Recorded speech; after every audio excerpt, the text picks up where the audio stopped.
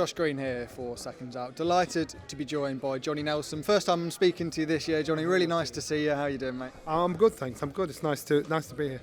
Yeah, I mean, really big announcement today. Ben Whittaker, Liam Cameron 2 is finally here. There's been obviously a lot of negotiations over the last couple of months. How excited are you for this fight night down on Easter Sunday in Birmingham? I'm curious more than excited. Before this, I thought, well, it's not a fight that Ben has to take. In reality, but the ego has got the better of him, saying, "All right, we'll do this. I'll just shut you all up." But in reality, how does it affect his career? I don't really think it does massively. And the reason why I say that is because you look at people like David Haye, when he got knocked out against Cole Thompson, never had the rematch, and look what he did with the rest of his career. And so, again, as long as you can put your hard hat on and take the abuse, that's one thing that you've got to deal with.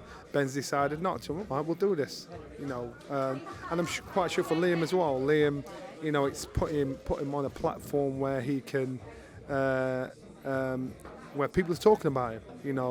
There's fights that are there. Callum Simpson, Lyndon Arthur. It's elevated him, which is a good thing. And it won't surprise me if this is probably his biggest payday. And the difference is he's got more than 3 weeks to prepare for this. He's not going into the fight with a broken nose. He's got 16 weeks. He's gone in there more confident because of what happened in the last fight. Ben says his worst performance beat Liam's best performance. So now he knows what he's got to do and put a show on. How much do you think the sort of public reaction to what happened in the first fight and the following weeks actually contributed to getting the rematch on? As I said, that's ego, and that's what I'm saying. I think that played a big part in it, because I think Ben didn't have to do this fight. But he's saying, you know what, we'll do this. That's ego. Yeah, we can take a business attitude to it and think, just leave me alone, get on with my career. I made a mistake. This is what I should have done. This is what I could have done. But he's thinking, no, let me just reverse this and draw a line against this. So I get it. And I bet the public abuse and outcry that Ben's been getting has been ridiculous. But he loves to play the pantomime villain, and so in playing the pantomime villain, he's thinking, I'll take your stick. I don't care what you've got to say. I've just got to do what I do. He did seem to, certainly in the earlier parts of his pro career, quite enjoy that battle that he had with fans and people inside the arenas. Do you think possibly in the last few months it maybe has got a little bit too much? And we know we haven't seen that much of it. Listen, I know what it's like to be a fighter when the public turn on you, and it hurts you. But then it makes you hard to not care what they think even more. And so even though they'll give him flack, it's probably made his circle tighter. As if to say, I'm not going to be impressed or listen to the garbage you've got to say. This is what I'm doing. I'm doing it my way. So it'll have hardened him, but it will have hurt him. It would have hurt him as well. It's been a big week in terms of announcements in boxing. On Monday we had Dillian Whyte versus Joe Joyce, and everything that comes with that as well announced. Firstly, I'd like to just get your thoughts on Joyce versus Whyte as a fight. Good fight. Don't know what both fighters have got left, so at this stage in their career, it's an interesting fight. Dillian is the kind of guy that anybody you put in front of him wants to fight you, so he doesn't shy away from a fight, and that's what he does. That's with his stable of fighters. If you can fight, you can fight. Get the job done. So I'm intrigued. I'm curious about the fight. I was surprised when Lawrence Coley was sat there on the table and said, "I'm betting on everybody here." And both fighters just sat there and said nothing. I'm like, switch on, boys. And it wasn't until the interviewer said, "You just said this while you sat there," and I was surprised. That to me doesn't show. Either shows a lack of intelligence or a lack of ambition. You ain't gonna let a man sit next to you and say, "I'm betting on everybody around you," and you ain't gonna respond. So I was very surprised by Dylan, by everybody else. I think Lawrence in particular out of those four is probably in the position where he's got a bit of upward momentum in terms of he's just sort of entered the heavyweight division. He's got all those big names in front of him, where maybe Dillian and Joe are looking back slightly. Yeah, without a doubt, and that's what I'm saying. It's not the best version of Dillian or Joe. I think Lawrence against Richard Riakpo is a good fight. It can go one of two ways. It's a fight that's always been been on the tip of everybody's tongue to happen. Now it's going to happen. It's a curious fight, and I'll be interested to see how that turns out. I was obviously at the Co-op Live up in Manchester the night before, or 2 nights before. We saw Derek Chisora in his 49th fight. We haven't had the chance to speak to you about that yet. What do you make of the performance, and who would you like to see in that 50th fight for Derek? Well, first of all, I was under the impression that was his last fight until all of a sudden it wasn't his last fight.